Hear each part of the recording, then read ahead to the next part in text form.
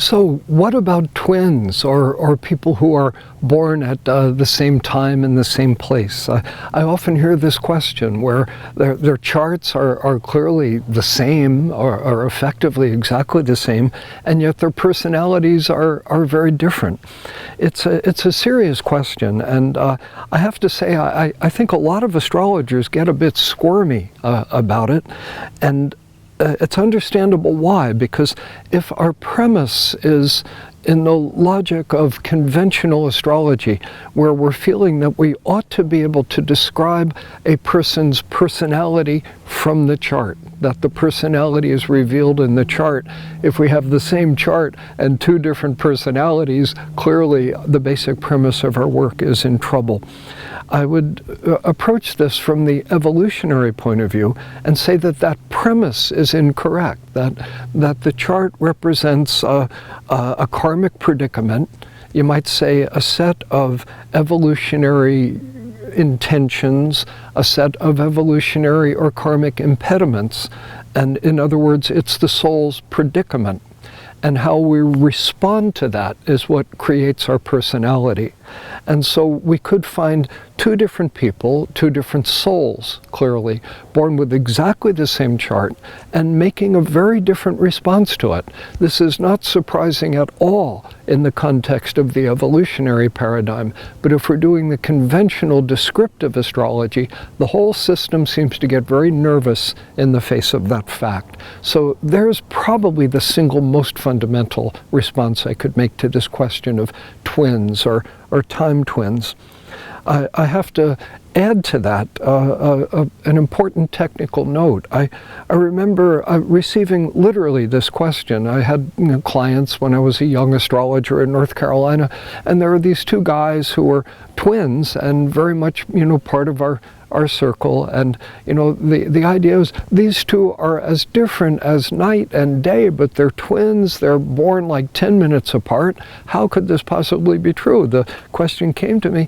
I set up their charts, and I found that even though their birth times are very close, just 10 minutes apart, one of them was born with the sun about to rise, and for the other one, the sun had risen, obviously the younger of the two. One had the sun in the first house, one had the sun in the 12th house. Those are entirely different situations, and that 10 minutes made a huge difference. And that's just an important footnote to add to this. Sometimes two people have exactly the same chart or effectively the same chart, and then I'd kind of go back to the first point that I made. But then at the technical level, we really do have to be careful to discern differences that can be created even by a few minutes of difference in the birth time. I would extend that a little bit further, and this would apply strictly to twins rather than people who just happen to be born in the same hospital around the same time. But the psychological reality of being a twin is that there's a strong desire in us to individuate, typically, to not be seen as the same person. I am different from you. And so I've noticed in working with twins a tendency for there to be an unconscious deal created between them, often from very early in life, where, okay, you do the Mercury, and I'll do the Mars, or I'll do this one badly and you can do it well. I'll be the good one, you can be the bad one, or vice versa. A sense of dividing up the energies and dividing up the possible responses to the energies in service of individuation. And this will tend to exaggerate the differences between twins.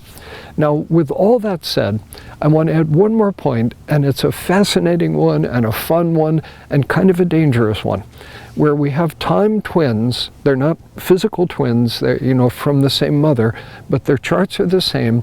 They don't know each other, and they live incredibly parallel lives. There is a literature with this, getting married on the same day, for example, and they both married somebody named John of Italian extraction, and there are stories like this. You could Google time twins, and I suspect you would find a number of them.